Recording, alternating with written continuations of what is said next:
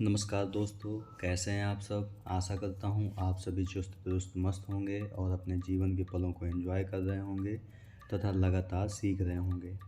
मैं Prem, assistant professor, PSMPG college, geography department Kannauj, आपका स्वागत करता हूँ अपने चैनल लर्न ज्योग्राफी में। दोस्तों, इससे पहले वाले वीडियो में हमने उष्णकटिबंधीय चक्रवात क्या होते हैं, उनके कितने प्रकार होते हैं, चक्रवातों का नामकरण कैसे किया जाता है, IMD यानी इंडियन मेट्रोलॉजिकल डिपार्टमेंट वार्निंग देने के लिए कौन कौन से कलर कोड जारी करता है, जिसमें हमने ग्रीन, ऑरेंज, येलो और रेड की बात की थी। चलिए आज की वीडियो में हम बात करते हैं जो उष्णकटिबंधीय चक्रवात है उनका एक बहुत ही भयानक रूप होता है जिसे हम टॉर्नेडो के नाम से जानते हैं। तो चलिए आज हम बात करते हैं टॉर्नेडो क्या होते हैं, उनकी कौन कौन सी विशेषताएं होती हैं, उनकी उत्पत्ति के लिए कौन कौन से कारक जिम्मेदार होते हैं और उनका विश्व में वितरण क्या है। ठीक है, चलिए शुरू करते हैं।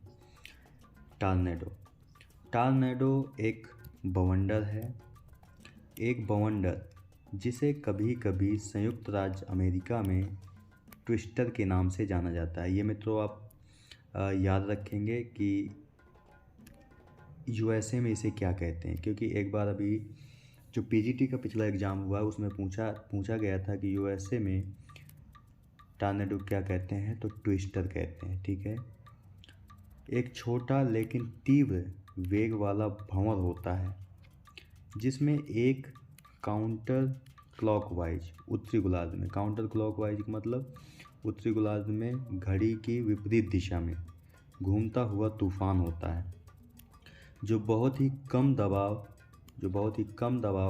प्रणाली के चारों ओर बनता है, जिसमें तीव्र वेग की हवाएं होती हैं और अक्सर एक अंधेरे फनल यानी कि एक सांप का जैसा फन होता है के आकार में होता है। या कह सकते हो कि जो टॉर्नेडो है आपका वो चलनी के आकार का होता है, या कह सकते हो छतरी नुमा आकार का होता है। छतरी आपकी कैसी होती है, इस प्रकार से आपकी छतरी होती है। तो कुछ इसी प्रकार का होता है, यानी नीचे तो वह सतह पर पतला होता है लेकिन ऊपर वह चौड़ा होता है। ठीक है, आगे देखते हैं। इस चित्र में आप देख सकते हैं, इसमें टॉर्नेडो के आकार को बताया गया है कि टॉर्नेडो कैसा होता है। ठीक है, तो इसमें आप देख सकते हैं कि सतह पर ये पतला है लेकिन जैसे जैसे ऊपर जा रहे हैं हम, ये लगभग चौड़ा होता चला जा रहा है। ठीक है, इस चित्र में भी आप देख सकते हैं कि ये चौड़ा होता चला जा रहा है। ठीक है मित्रों, यानी कहने का मतलब है कि जो उष्णकटिबंधीय चक्रवातों में ही एक ऐसी हवाओं का रूप जिसके केंद्र में निम्न वायुदाब होता है तथा बाहर की ओर उच्च वायुदाब होता है, जिससे हवाएं उच्च वायुदाब से निम्न दाब की ओर तीव्र गति से झपट्टा मारती हुई आती हैं, जिससे उनका सतह पर तो पतला भाग होता है और जैसे जैसे ऊपर जाते हैं वह चौड़ा होता जाता है, यानी कि छतरी नुमा आकार वाला होता जाता है। इसे ही हम चक्रवात कहते हैं, टॉर्नेडो कहते हैं, सॉरी।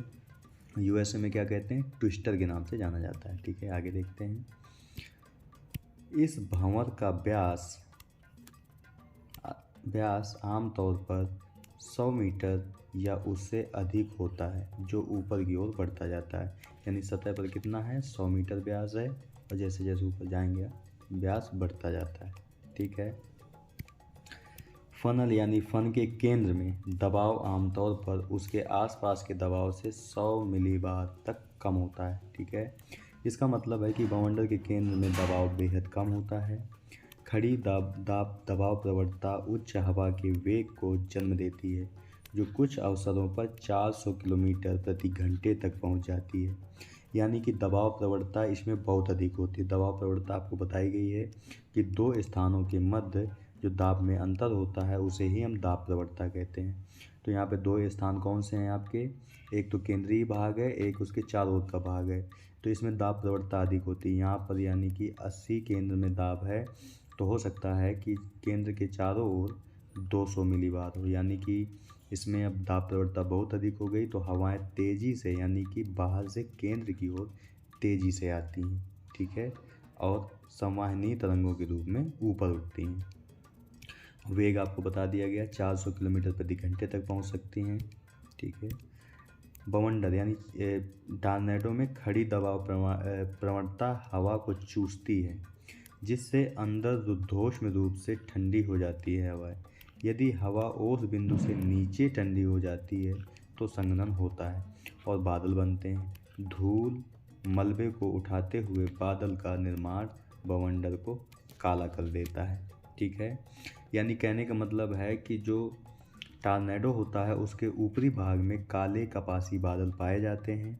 ठीक है, और जिससे ये इनका रूप ऊपर की तरफ काला होता चला जाता है, क्योंकि नीचे से धूल और मलबा उठाते जाते हैं। ठीक है, आगे देखते हैं। यदि हालांकि हवा शुष्क है तो कोई संघनन नहीं होता है। ठीक है, और भंवर केवल उस सामग्री द्वारा दिखाई देती है जो फनल के साथ ऊपर की ओर घूमती है। ठीक है, बवंडर आमतौर पर अल्पकालिक होते हैं। इनका समय जो होता है वो 15 से 20 मिनट के आसपास होता है। ये क्वेश्चन भी पूछा गया मित्रों आपसे कि टॉर्नेडो का समय कितना होता है, तो लगभग 15 से 20 मिनट होता है। ठीक है, और ये एक अनिश्चित रास्ते पर ज़मीन पर चलते हैं, यानी ये अल्पकालिक भी होते हैं 15 से 20 मिनट, और इनका कोई मार्ग भी निश्चित नहीं होता है। ठीक है, बवंडर औसतन 15 से 20 मिनट तक ज़मीन पर रहते हैं। ठीक है, आगे देखते हैं।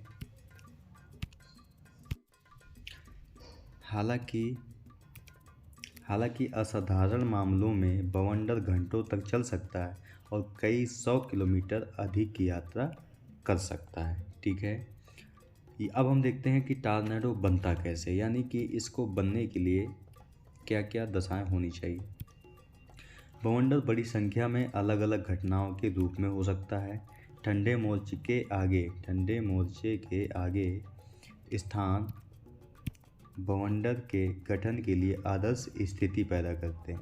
ठीक है, वे ठंडे व शुष्क वायु द्रव्यमान के साथ साथ गर्म नम वायु द्रव्यमान के टकराने के परिणाम स्वरूप बनते हैं। ठीक है, यानी कहने का मतलब ये है कि नीचे जो सतह पर वायु होती है वो आर्द्र होती है, और पवनों का क्या होता है, अभिसरण होता है। ठीक है, अभिसरण का मतलब जब पवनें एक दूसरे के पास आती हैं, और ये आर्द्र पवनें होती हैं।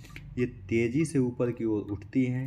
ठीक है, और उठने के साथ साथ ही ऊपर जाने पर इन हवाओं का अपसरण होता है। ठीक है, इस प्रक्रिया से ही टॉर्नेडो का निर्माण होता है।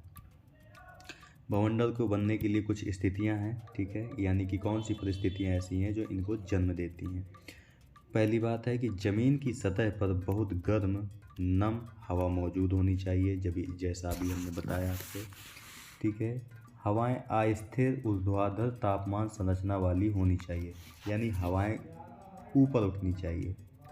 ऊर्ध्वाधर गति का मतलब ऊपर उठना ही होता है। ठीक है, इसके बाद है रोटेशन शुरू करने के लिए एक तंत्र होना चाहिए। ठीक है, ये तीसरी कंडीशन है। इसके साथ साथ हम और देखते हैं कि और क्या होना चाहिए। इसके अलावा अगर हम इस बात करें कि कौन सी दशाएं होनी चाहिए, तो हम दे सकते हैं कि जो धरातलीय सतह, जैसे आपकी ये सतह है तो यहाँ पर वायु का अभिसरण होना चाहिए। ठीक है, और कैसी वायु का, नम वायु का। ठीक है, अभिसरण होना चाहिए। ठीक है, और जो ऊपर उठती वायु है यहाँ पर अपसरण होना चाहिए। वायु का अपसरण मतलब दूर जाना चाहिए। ठीक है, लंबवत रूप में पवन अपरूपण यानी विंड शीयर, अर्थात एक दिशा में पवन दिशा में परिवर्तन की दर होनी चाहिए। निचली परत जो है आपकी आर्द्र वायुराशि की स्थिति होनी चाहिए। ठीक है, ट्रिगर क्रिया विधि होनी चाहिए, यानी कि ट्रिगर क्रिया विधि का मतलब हवाएं तेजी से ऊपर उठनी चाहिए। ठीक है, और धरातलीय सतह पर, जो आपका धरातलीय सतह है इस पर चक्रवात जनन की स्थिति होनी चाहिए। तो ये कुछ दशाएं हैं जो टॉर्नेडो के जन्म के लिए उत्तरदायी होती हैं। अब हम टॉर्नेडो का विश्व स्तर पर वितरण देख लेते हैं। तो सबसे अधिक जो टॉर्नेडो विकसित होते हैं वह यूएसए और ऑस्ट्रेलिया में विकसित होते हैं। ठीक है, यूएसए का जो मैदानी भाग है, ये आप हमेशा याद रखेंगे कि जो टॉर्नेडो होता है वह यूएसए के मैदानी भागों में आता है, जबकि हरिकेन यूएसए का जो सागरीय भाग है वहाँ पर आता है। ठीक है, तो मैदानी भाग में आता है और ग्रीष्म काल में सबसे अधिक आता है ये। ठीक है, और ऑस्ट्रेलिया में भी यही प्रक्रिया होती है। ऑस्ट्रेलिया के दक्षिण पूर्वी भाग में सबसे अधिक टॉर्नेडो बनते हैं। ठीक है, इसके बाद हम आगे देखते हैं। उपर्युक्त स्थितियां संयुक्त राज्य अमेरिका के महान मैदान यानी ग्रेट प्लेन्स में काफ़ी हद तक पाई जाती हैं। ठीक है, जहां रॉकी पर्वत ठंडा मोर्चा यानी कि ठंडी स्थिति वाला होता है और मैक्सिको खाड़ी गर्म स्थिति वाली होती है।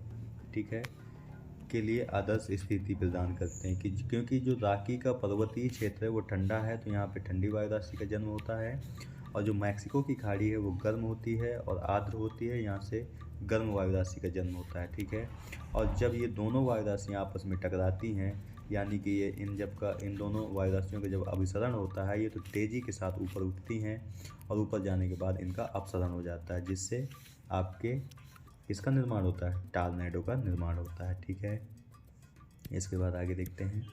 पश्चिम से ठंडी शुष्क हवा और मैक्सिको की खाड़ी से गर्म व नम हवा के बीच की सीमा बहुत अशांति क्षेत्र है और इसे शुष्क रेखा के रूप में जाना जाता है। ठीक है, दिन के उजाले के दौरान जमीन की सतह गर्म होती है, जो बदले में निचली परतों में हवा को गर्म करती है।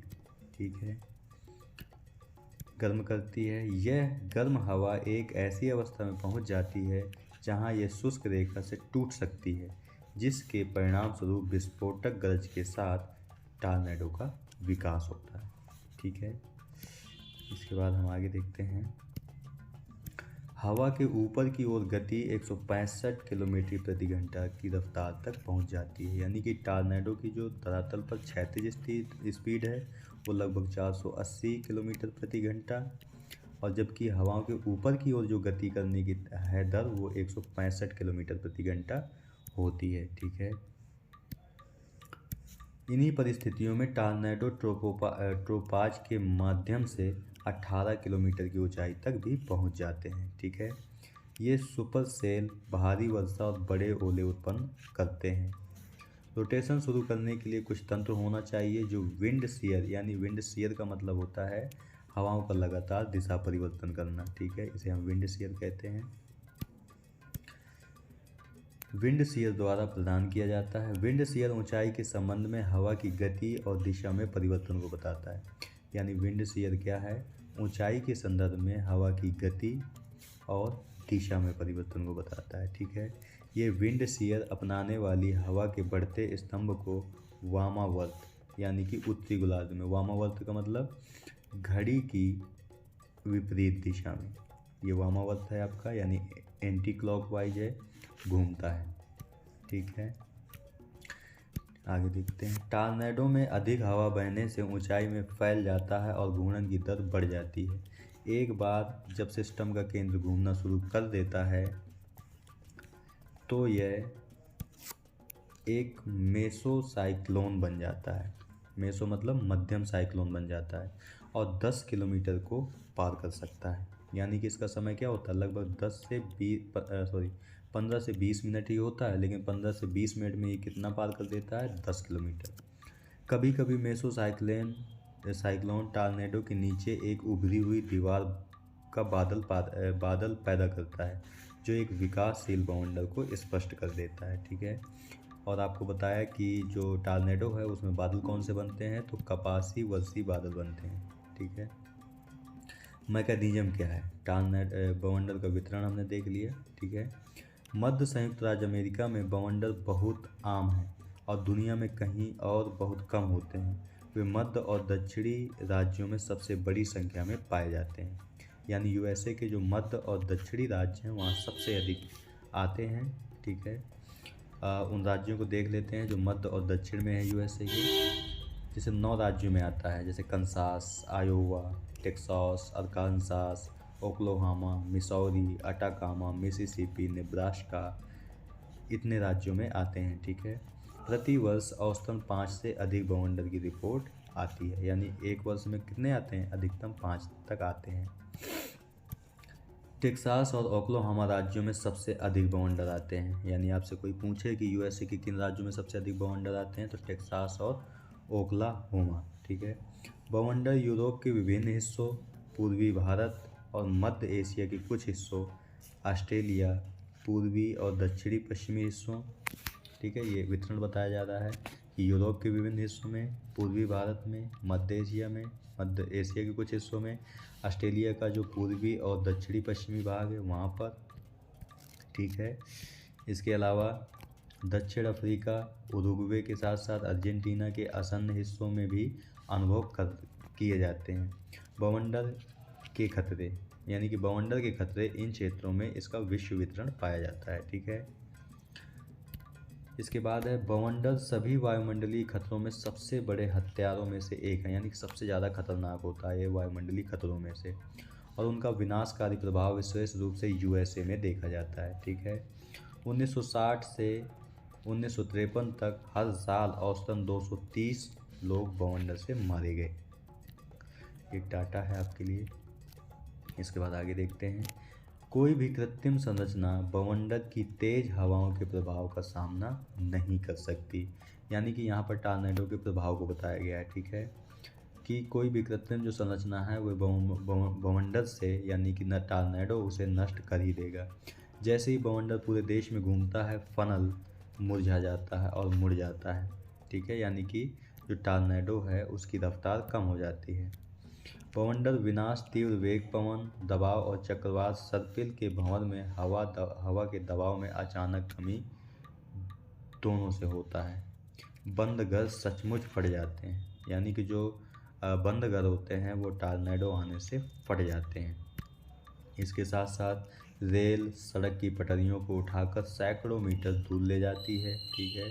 एक बवंडर से तबाही अपने रास्ते की संकीर्ण सीमाओं के भीतर लगभग पूरी हो जाती है, यानी कि टॉर्नेडो के रास्ते में जो भी पड़ता है वो उसे सब नष्ट करता जाता है, ठीक है।